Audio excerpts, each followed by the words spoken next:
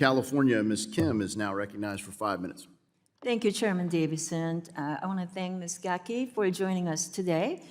Last year, FinCEN finalized the residential real estate transfer rulemaking that required title insurers to provide FinCEN with the names of the individuals who purchased a home valued more than $300,000 in Southern California and utilize certain forms of payment. I want you to know in Southern California, especially in Orange County, where I represent, the median home price there is over $900,000, almost $1 million. And that placed a high burden on many of my constituents who own small family-run title insurance companies.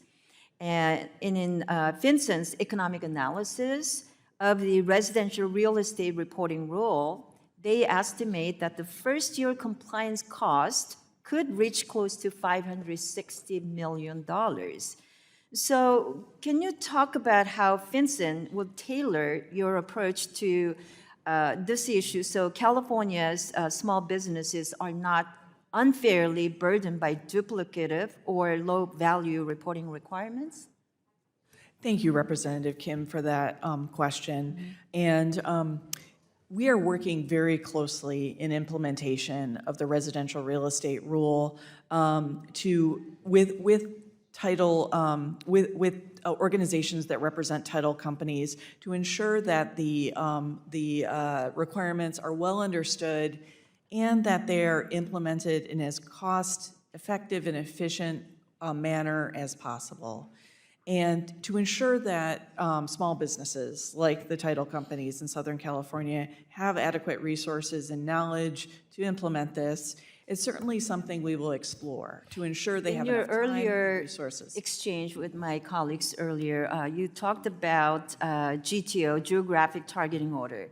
You said that that is a temporary tool that is used by law enforcement, and the success of it made it permanent.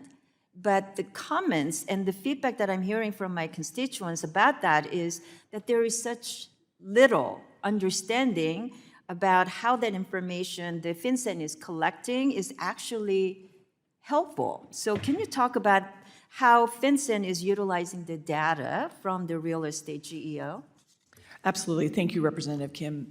So the data is made available and accessible to law enforcement users at local, state, federal, and national security professionals across the country.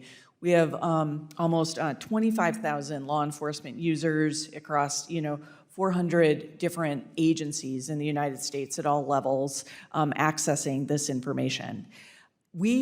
This provides critical tip and lead information that has proven vital to successful prosecutions for crimes such as narcotics trafficking, to include fentanyl, for fraud, for terrorist-related actions across the country. I'd be happy to give you more specific details in a follow-up conversation. All right, let's talk about that, the residential real estate rule once again. It places much of the reporting responsibility on title companies. And there is over 90% of the companies being small businesses.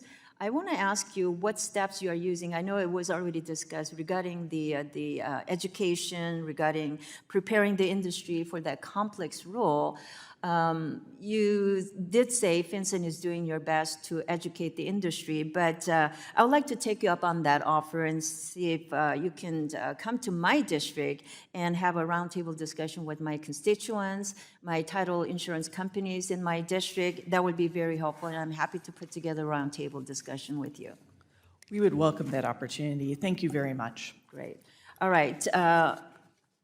However, I remain concerned that the expansion of the residential real estate rulemaking nationwide will only hurt these family-owned small businesses, and the implementation of the nationwide GTO, which starts on December 1st, it seems like far too little time to give these small businesses time to prepare. So to that end, I'd like to submit this letter that I received from the American Land Title Association into the record, and it highlights their concerns with the timeline and the impacts that this will have on the title industry.